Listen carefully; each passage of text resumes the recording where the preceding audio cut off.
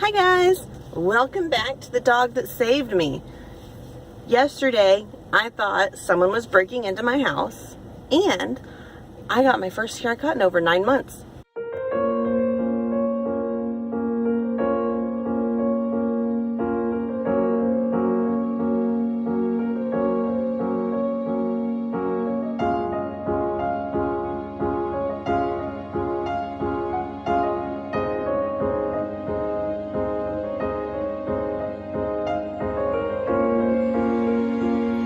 So, yesterday morning started pretty well just like any other morning. I was getting ready for the day. The dogs were outside playing in the backyard. My son was still asleep.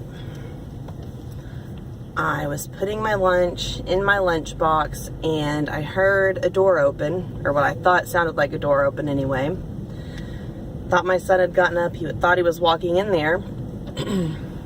Well, immediately after I heard the door sound, I hear my phone go off in my bedroom.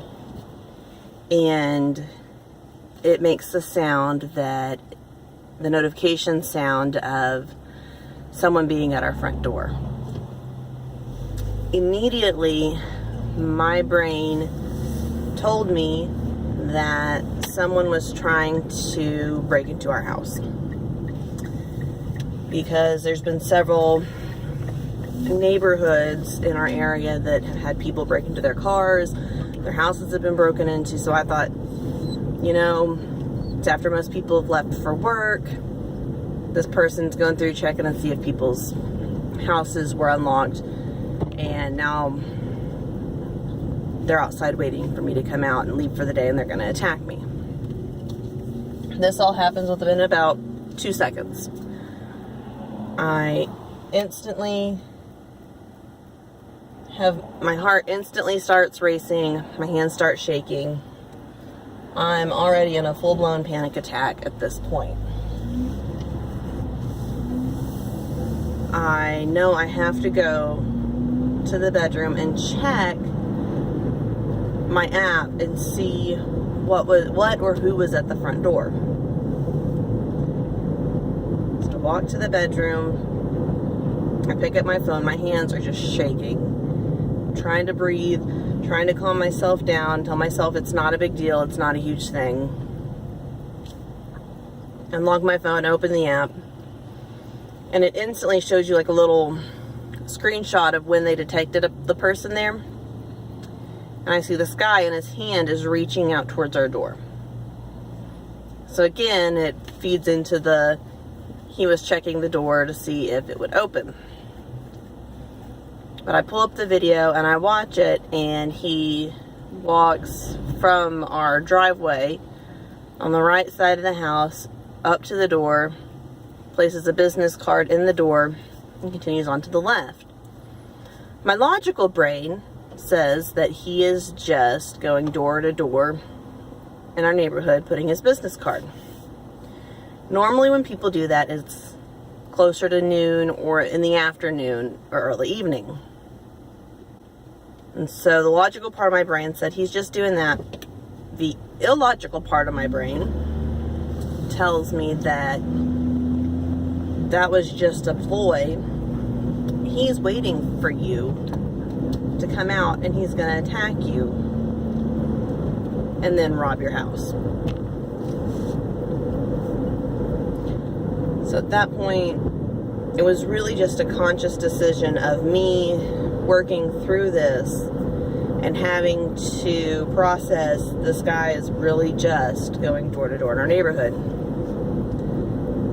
There was a part of me that said, Candace, you're going to have to call into work today because you're too afraid to leave your house.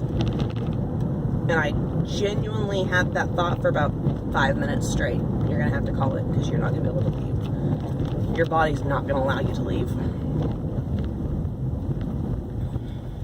What I ended up doing is I ended up going to our living room window and I kind of peeked out and I could see my neighbor's house across the street, and they also had a business card sitting in their door. So that brought enough relief for me to be able to walk out the door.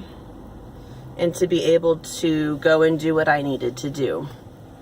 But even then, when I was leaving, like, I didn't let my son run out to the car like he normally does while I'm shutting the door. Like, I had him stay right by me the entire time because there was still that fear in my brain. Got him in as quickly as I could, got Remus in as quickly as I could, and off we went. After I was leaving the house, I definitely started calming down. That fear definitely started to subside. And by the time I got to work, I was pretty well past it. Normally in these situations, I would have Alfie or Remus do deep pressure therapy because I was having a full-blown panic attack. There's two reasons why I didn't. The first one being, I was already running a tiny bit late for work. I should have already left by the time I was putting my lunch in my lunchbox. The second reason was because all 4 of my dogs were a little bit damp because of the morning dew. I was in my work clothes and I didn't want to get them dirty. By the time I got to work, Remus was completely dry. He did do deep pressure therapy then because I was a lot calmer, a lot more logically thinking, but it still helped having him do that by the time I got there. Fast forward to yesterday afternoon. It had been over 9 months since I'd gotten my hair cut. And the reason was because the last lady who cut my hair absolutely butchered it. It was horrid. It was so bad. I wanted it like it is now. Just a little bit past my bottom of my chin, and she cut it out to here. Yeah. It's about 1.5 to 2 inches shorter than what it was supposed to be. So for a good part of that time, I was growing my hair back out. Because when you have short hair, cutting that much extra off is a lot. But another part of me didn't go get my hair cut because I was afraid that was going to happen again and I needed to find a new hairstylist. Well, yesterday I decided I had enough. I couldn't go another day without having my hair cut. I felt like I was choking on my hair.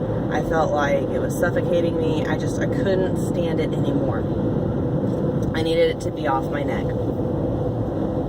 So yesterday afternoon I was calling around to a few different hair salons, seeing if anyone had any availability, getting prices and whatnot. And about the 4th one I called, they actually had an availability yesterday. They had really great reviews, pretty small local shop. It's like, okay, really reasonable prices as well, so okay, I'll go there. But I started getting nervous instantly. Not only about getting my hair cut for the first time in over 9 months, not only going to a new situation and having to meet new people and having to converse one-on-one with someone, which is something I really struggle with, but it was also the fact that I had Remus. He's a 5-month-old puppy. He's still in training. I never have taken Alfie with me to get my hair done because he has a fear of the hair dryers, and I don't think that's fair to put him in that much stress for me to go get my hair cut. Remus, on the other hand, I blow dry his hair every time he has a bath almost, and so he's used to it. It doesn't bother him. So I brought him with me in Arkansas. Service dogs in training have the same rights as service dogs. And so I brought him with me, and I was nervous about how they would react to him being there and if there was going to be an access issue. And I was also nervous about how Remus would act while I was getting my hair cut. Normally Remus is super laid back, super chill, really well-minded. But this is a new situation, new place, new people. I didn't know. It was a whole bunch of unknowns that made me very nervous. In fact, I almost canceled my appointment after I had made it, after all this anxiety was building up. But I stuck to my gut and I said, I need to get my hair cut. I can't keep going without my hair cut. And so, got there, brought Remus in. We got there a little bit early, so my hairstylist was just finishing up with their previous client. I walked in with Remus. He laid down at my feet while we were sitting and waiting our turn. No one said anything. When she called me back, didn't say anything, didn't question me about it. The only thing she was asking was, what's it like training a service dog? Is that my career? What all do you have to do to train a service dog? Like, what extra steps does training a service dog take, and how long does it take? It was just general questions about training service dogs. She never asked me about my disability. She never asked me why I needed him. She never asked his name. She never asked to pet him. She was so respectful, and that made a world of difference. And the other ladies who were cutting hair, and even the other clients, were super respectful. And that's very rare when you have a service dog, or even when you're training a service dog and you're in public, for the people you're around to be super respectful of that. My haircut went great. She did a phenomenal job. I'm super happy with it. It's exactly what I wanted. She was super friendly. She didn't continually try and make conversation with me, which really helped bring my anxiety down.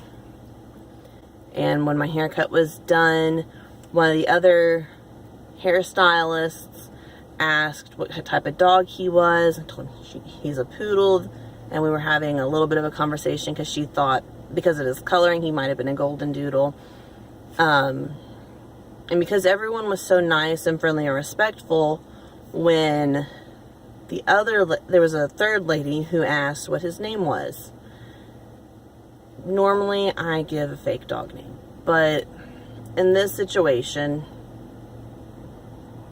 I felt comfortable enough giving them his real name because no one tried to interact with him, tried to distract him from what he was supposed to do, and so that was such a good experience. I'm definitely going to be going and getting my hair cut there again, and I was happy to have that experience in public.